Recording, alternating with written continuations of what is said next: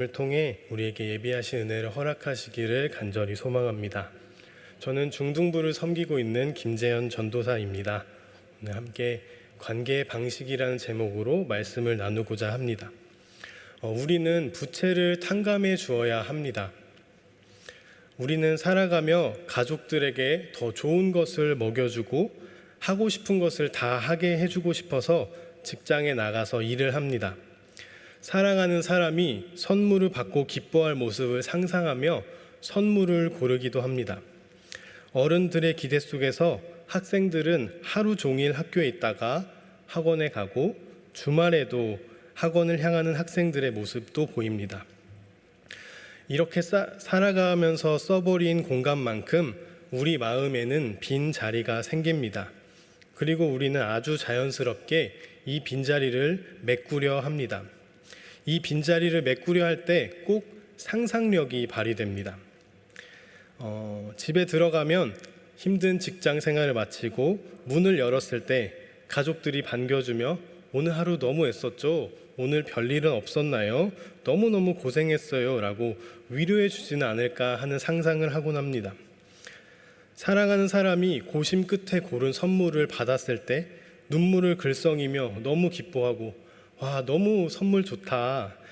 내 인생 최고의 선물이라고 기뻐하는 모습을 상상하면서 선물을 고르기도 합니다. 학생들은 최선을 다해서 공부를 하며 이제 학원 끝나고 집에 돌아가 이거 하고 쉬어야지 저거 하면서 늘어져야겠다 라면서 분주하게 자신을 몰아갔던 하루를 마무리하면서 그렇게 상상하며 집으로 돌아옵니다. 하지만 실제는 어떤지 여러분도 잘 아시리라 생각이 됩니다.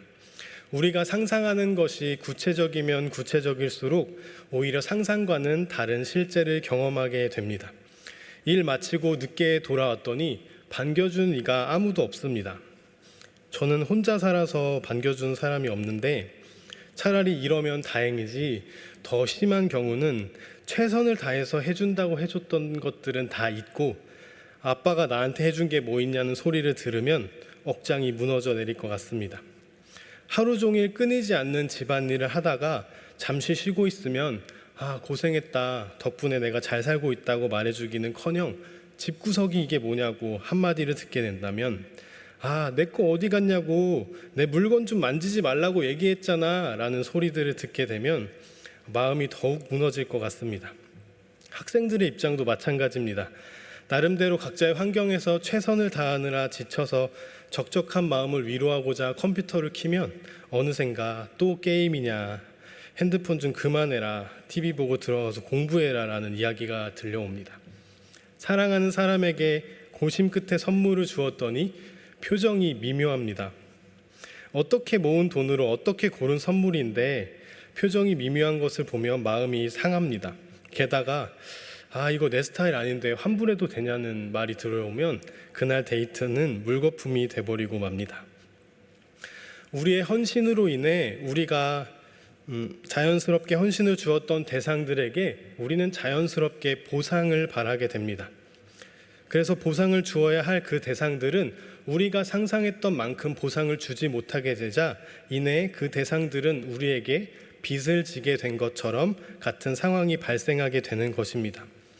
그러므로 우리는 상상을 통해 발생하게 된 모든 부채를 면해 주어야 합니다.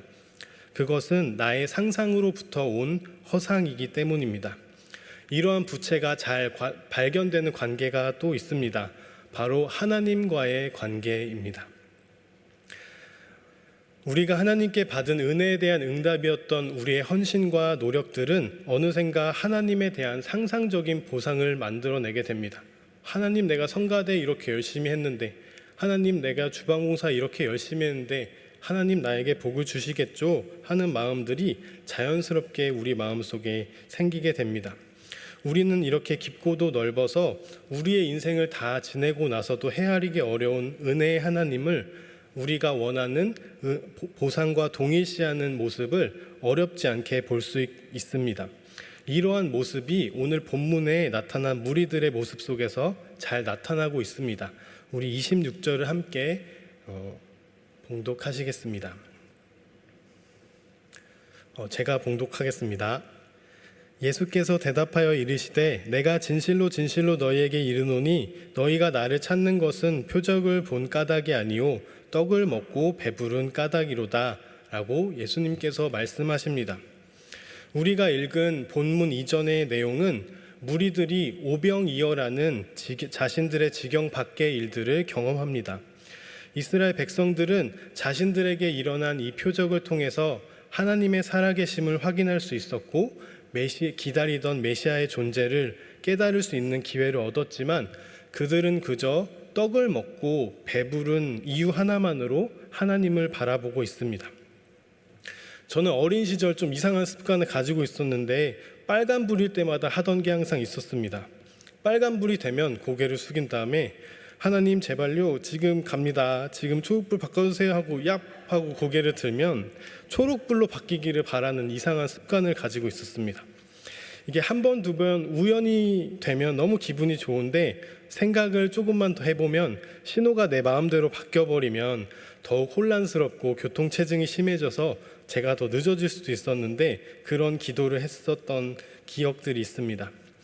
말도 안 되는 기도지만 우리가 단순히 우리의 필요로 하나님을 제한하고 그래서 우리가 이것들만 필요하다라면서 하나님께 기도를 하거나 그러한 삶의 태도를 갖는 모습도 우리는 생활하다 보면 만나게 됩니다.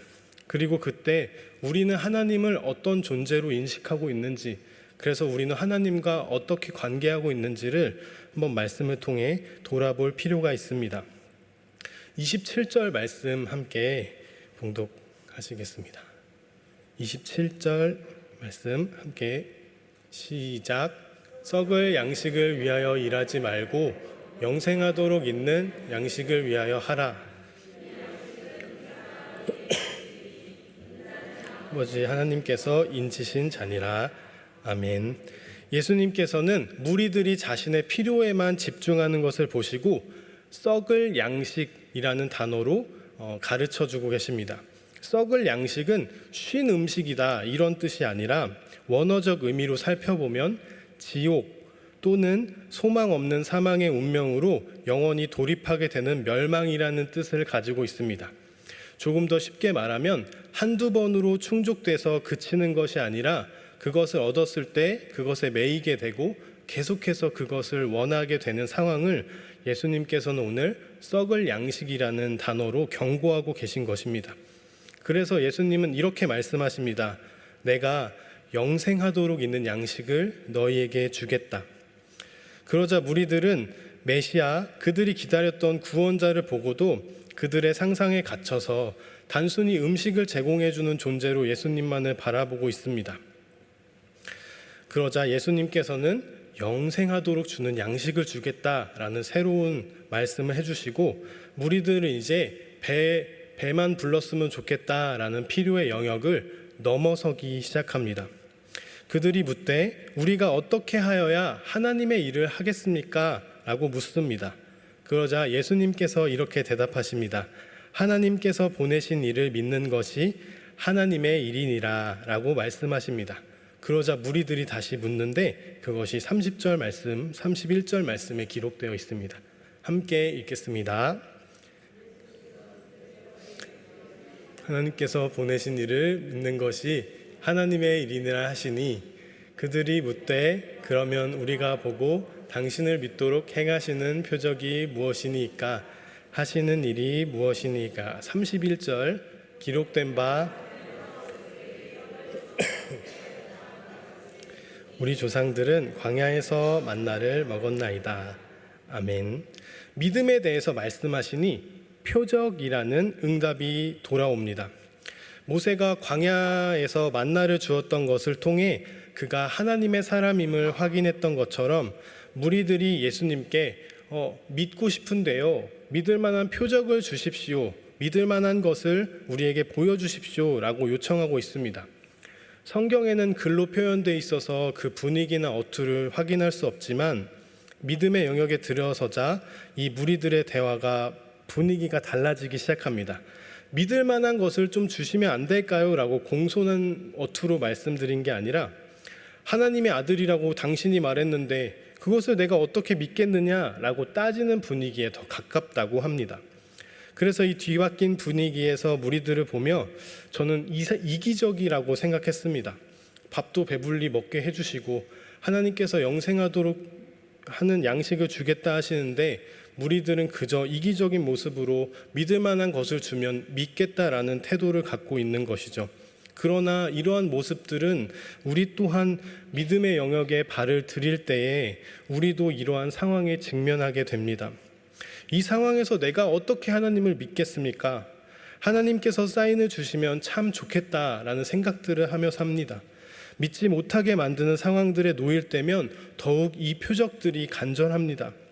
우리가 병에 걸렸을 때, 우리가 고통에 신음하며 더 이상 버틸 수 없을 때, 믿는 사람에게 당한 배신으로 인해 우리의 마음에 불신이 가득해져 버렸을 때, 우리를 무너뜨리려 하는 것들을 마주할 때 하나님 그저 버틸 수 있게 해달라고, 하나님께서 살아계신 증거를 보여주셔야 제가 계속 믿지 않겠느냐는 울분 섞인 기도를 토하기도 합니다. 그러나 표적에 대해서 예수님께서는 이렇게 말씀하고 계십니다. 32절에서 33절 말씀 함께 읽겠습니다. 내가 진실로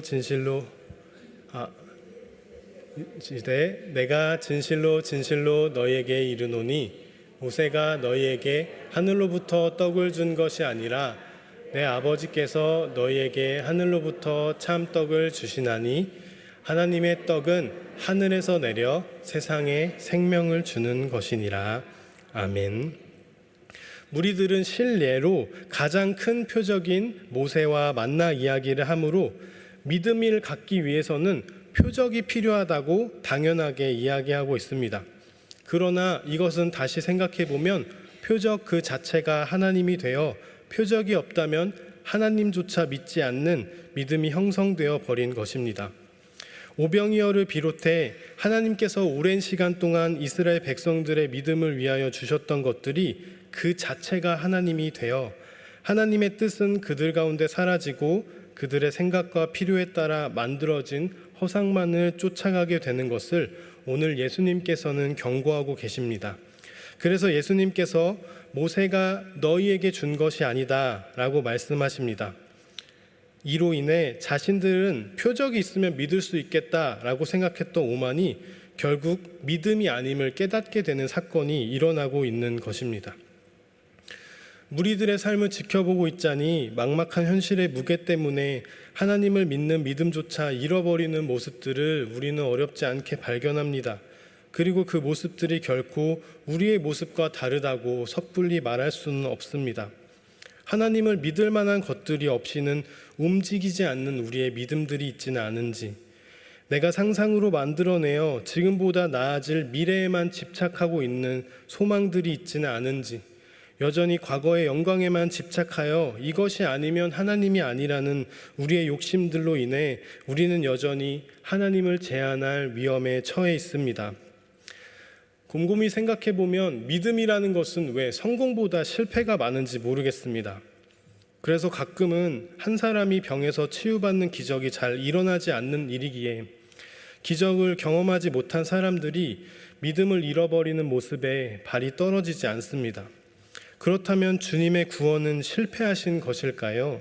우리는 영원히 썩어질 것들의 마음을 빼앗겨 당장 믿고 살기에 급급한 우리의 현실 속에서 마음속의 상상을 나름대로 채워가며 만족하고 그래서 하나님을 제한하며 살 수밖에 없는 존재일까요? 이러한 우리에게 하나님께서는 37절부터 40절 말씀을 들려주십니다. 37절부터 읽겠습니다. 시작.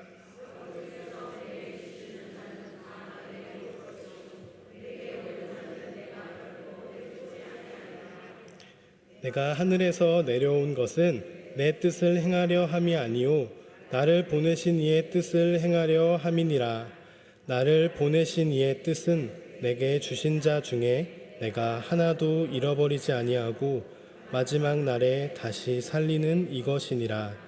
내 아버지의 뜻은 아들을 보고 믿는 자마다 영생을 얻는 이것이니 마지막 날에 내가 이를 다시 살리리라 하시니라. 아멘. 성경을 통해 하나님께서 우리에게 말씀하십니다.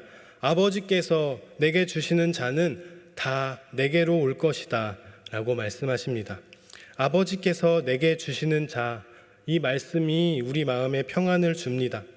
애초에 구원의 주체는 우리가 아니라 하나님이심을 성경은 다시 한번 우리에게 가르쳐 주고 있습니다.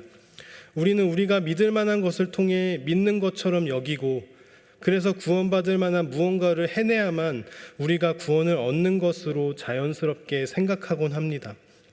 그러나 하나님께서 예수 그리스도를 보내심으로 우리를 구원하셨습니다. 그리고 그 구원의 결말을 오늘 예수님께서 우리에게 들려주고 계십니다. 내게 주신 자 중에 내가 하나도 잃어버리지 않을 것이다 라고 말씀하십니다. 우리는 때로 구원을 너무나도 소중히 여기려다가 함정에 빠집니다. 하나님이 주신 이 소중한 것이 다른 소중한 것들처럼 무언가 잘못하면 빼앗기기라도 할 것처럼 여기는 것입니다. 그래서 하나님의 구원의 방식을 우리 마음대로 정해버리고 그렇게 살아갑니다. 그러나 그런 우리에게 하나님께서는 기준이 아닌 사랑을 가르치십니다. 하나님의 기준이 옳음에도 그것을 따라오지 못하는 사람들에게 그 기준을 향하여 다시 갈 수 있도록 자신의 아들을 내어주셨습니다. 그래서 온전하신 하나님의 뜻 자체가 사람의 몸을 입고 이 땅에 내려와 그 삶을 통하여 완전하게 구현된 새로운 길이 우리에게 열립니다. 그리고 거기서 끝나지 않고 도우시는 성령을 우리에게 보내주셔서 여전히 기준 아래에서 아무 소망도 찾지 못하는 우리라 할지라도 함께 가자라고 손 내밀고 계십니다. 그렇게 주님께서는 그 기준으로 우리를 정죄하시기보다 오히려 그 기준을 성취하시기 위하여 우리의 죄를 간과하시고 길이 참으사 예수 그리스도 안에 있는 하나님의 사랑을 확증하셨다라고 성경은 기록하고 있습니다. 사랑하는 한영교회 성도 여러분, 그렇게 우리는 하나님께로부터 오늘 배우기를 원합니다. 내 욕심, 내 상상으로 만들어낸 기준을 허물어야 합니다. 오늘 우리가 살아가며 생겨버린 빈자리를 우리는 무엇으로 채우고 계십니까? 나는 이만큼만 하면 됐어 라는 나태나, 저건 내 기준에 맞지 않다는 편협한 생각이나, 나는 이러한 생각을 바꾸지 않고 내게 필요한 것은 이것만 있으면 돼 라는 고집으로 우리를 하나도 잃어버리지 않으시려는 주님의 사랑을 거부하고 있지는 않은가, 말씀 앞에 우리를 비춰보기를 원합니다. 그렇게 만족에 얽혀 우리가 놓치고 있는 부분을 바로 잡아야 합니다. 우리의 온전케 됨은 우리가 세운 모든 기준보다 앞서 우리가 여전히 죄인 되었을 때에 십자가의 보혈로 우리를 대속하신 주님의 보혈의 능력으로 인함임을 우리는 잊지 않아야 합니다. 그래서 하나님과의 관계는 보상의 방식이 아닌 사랑의 방식으로, 이제 우리도 주님과 사랑 안에서 관계를 맺기를 소망합니다. 우리 주님께서 나를 사랑하신 것과 같이 나도 주님을 그저 사랑하는 것입니다. 사랑하기에 기꺼이 인내하고 주님의 뜻을 따르기를 기뻐하며 함께하는 것만으로 마음이 만족하고 살아있는 것만 같은 복을 누리시게 되기를 간절히 소망합니다. 그래서 하나님으로부터 배운 이 구원의 방식으로 우리는 그리스도인답게 삶을 살아가기를 소망합니다. 이 사랑이 우리의 삶을 인도할 텐데 어디까지 흘러가면 좋을까 고민해보다 아까 내 선물 환불하자고 말하던 그 애인에게까지 이 사랑이 흘러가면 좋겠다라는 생각을 하게 되었습니다. 여러분은 어떤 대상을 사랑하고 계신가요? 요즘 시대는 가족, 친구, 가까운 이웃마저도 사랑하지 않으면 손절해버리고 마는 시대를 살아가고 있습니다. 우리의 사랑의 기준은 좀 더 자신을 위한 것이 아닌 자신을 기꺼이 내어주셨던 하나님의 방식을 배울 필요가 있습니다. 왜냐하면 사랑스럽다라는 것은 여전히 내 기준이기 때문입니다. 그렇기에 우리는 사랑스럽지 않았던, 여전히 죄인이었던 우리를 사랑하신 하나님의 방식을 따라 사랑받아야 할 대상의 관점에서 이 세상을 바라보면 좋겠습니다. 많은 것을 바꿀 수는 없겠지만 적어도 이렇게 한번 생각해 보면 좋겠습니다. 우리는 이런 말을 많이 합니다. 엄마니까 당연히 해줘야지. 이런 말 많이 안 하시나요? 아빠는 아빠잖아요. 아빠니까 그러면 안 되죠. 너는 아들이라고 하나밖에 없는 게 그래야겠냐? 넌 내 친구잖아. 네가 나한테 어떻게 그럴 수 있냐? 라는 이야기들을 우리는 어렵지 않게 하곤 합니다. 저는 전도사가 그래도 돼요? 이런 질문들을 많이 받는데, 그러나 우리가 이제 주의 사랑을 입었고 그것을 확신하며 삶의 자리로 살아간다면 우리의 그 하나님의 사랑으로 시작된 일들에 우리의 생각과 우리의 마음과 단 한마디의 말이라도 담을 수 있게 되기를 소망합니다. 나를 무시하고 나를 구박했던 그 사람들, 내 상상적인 소원을 채워주지 못해서 나에게 빚을 진 그 사람들의 모든 기준을 허무는 것입니다. 그래서 엄마여도 아빠여도 내 자식이라도 마땅히 사랑받아야 할 존재로서 그 자체로 대하면 좋겠습니다. 그래서 여러분 각자에게 주신 하나님의 사랑의 방식대로 하나님께서 가르치시는 대로 기꺼이 그 사랑에 우리의 삶을 담기기를 소망합니다. 그렇게 우리의 인생을 공감하셨던 하나님의 포용으로 우리도 세상을 품고 그렇게 세상이 하나님의 사랑을 흘려보낼 수 있는 한영교회 모든 성도 식구들이 되기를 간절히 소망합니다. 우리 함께 이렇게 고백하며 말씀을 맺기 원합니다. 하나님께서 나를 사랑하십니다. 나를 사랑하신 그 사랑으로 삽시다.